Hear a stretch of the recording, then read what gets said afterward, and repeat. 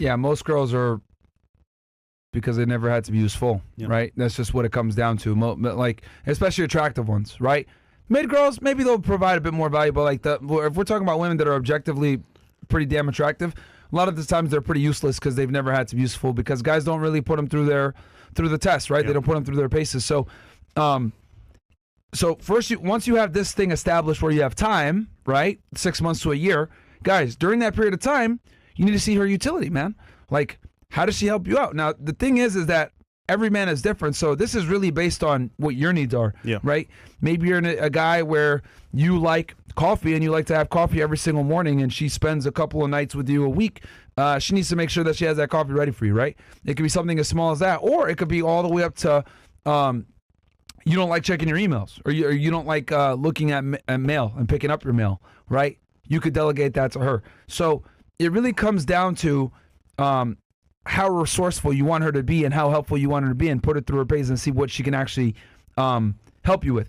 Now, the other thing too, guys, is that this also, why this is so important is because it gives you the ability to kind of take a leadership role where you're delegating certain tasks to her. When it comes to women, guys, women fall in love with you through acts of service, right?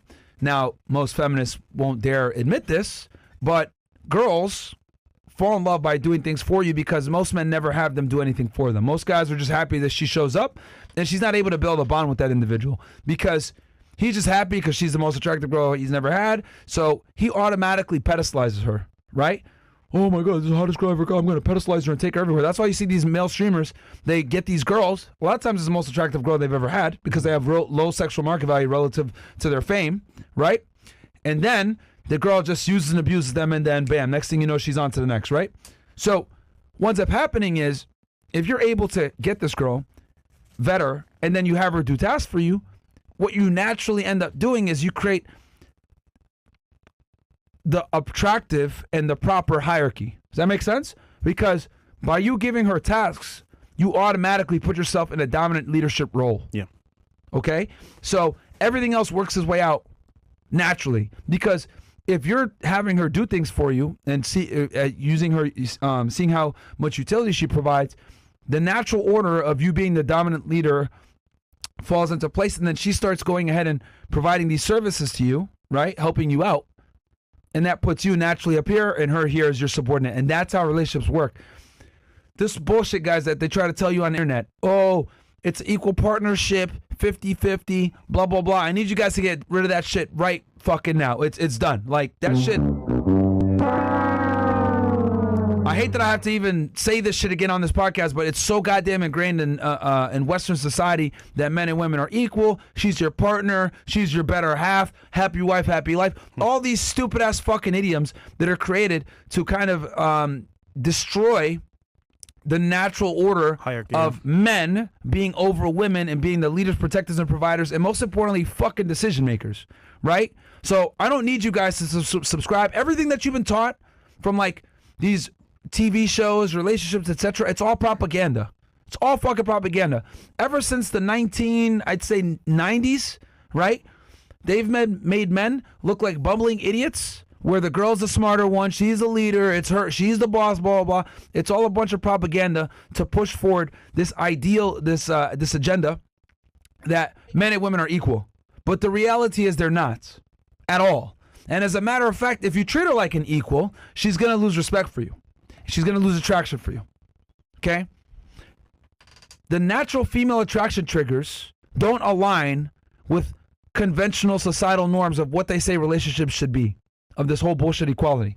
So you guys need to destroy that whole mantra in your head of equality, happy wife, happy life. She, she's the boss, blah, blah, whatever she says goes.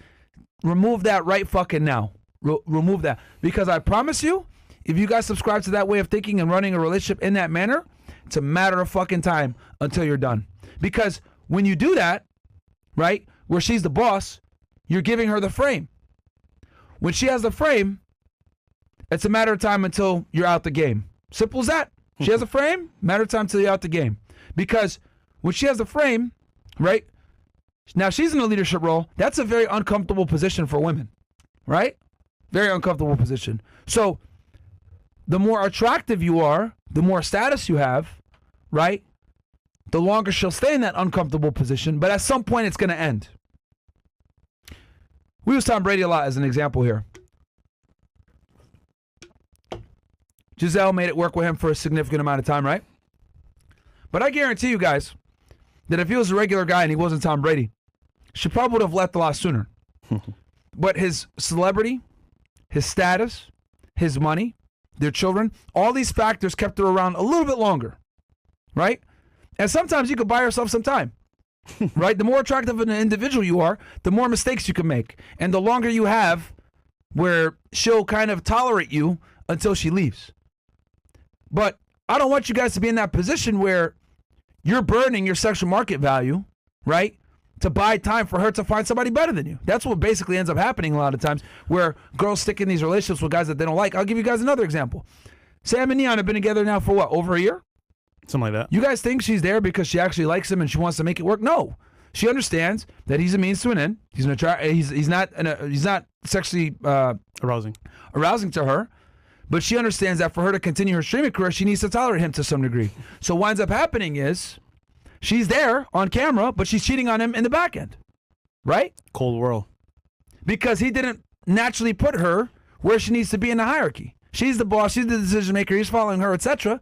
So she's just tolerating her because of ulterior motives. I don't want you guys to ever be in this position where a girl is simply tolerating you and then doing some shit on the side. Because if a girl's cheating on you, but she's still with you, there's something that you offer that the other guy doesn't offer yet. But once he offers it, she's fucking gone. This is the whole monkey branch concept, right? She's holding on to one branch like this while moving to another one, and she's not going to let go of this one until she has this one firmly in her grip, which, translation, this other individual fulfills all of her needs so that she no longer has a use for you. And if this guy can't fulfill it, let's say it's like this situation with Tom Brady where he's just a fucking martial artist that doesn't make as much money, right? She doesn't fully leave until she has a kid, like we can see now. It hit the news that she's going to have a child with this guy, but I guarantee you guys that they've been banging raw for years. And we're just now finding out that they're about to have kids. She probably was cheating on Tom while they were still together. Yeah. Because women don't just leave a guy randomly, man. They leave and they do it nice and slowly. It's like a whole exit strategy, where they're leaving in a manner that's most conducive to their overall success in the future. This is how girls move with relationships. They're not stupid like us, where we don't have a game plan if we decide to leave. They always have a game plan. And they have a couple of backups. Yeah. Every single time. So I saw that to say this because I don't want to be ranting here and yapping. The usefulness needs to be established because it puts the natural order of things the way they need to be. That's why you need to make sure that she's useful, because it naturally puts you in a leadership role. This whole equality thing, get rid of it immediately, guys. Cut that shit from your brain. It doesn't exist. It's not real. Don DeMarco. Yeah. What's the next one? Just out to your point real quick, the word boredom itself kind of encapsulates what you're saying right now, because if you're not making her useful for your life and she's bored, you know what she's going to do? Go somewhere else and be unbored. Or, for example, find another guy that gets her excitement when you don't, and use that time with that guy because she's bored. And again, Tom Brady was away at camps, working his ass off for the family. You know what she was? Giselle was bored. This guy gave her some excitement, some tussle on the mats, if you know what I'm saying. And the whole time, she's saying, Tom, come back. If you don't come back, Tom, I'm going to leave. But the whole time, you know what she was doing? Tussling with homeboy on the mats. Yeah. So listen, guys, when they're bored and they're not being useful to you, they're going to find ways to be useful to other men. So very true.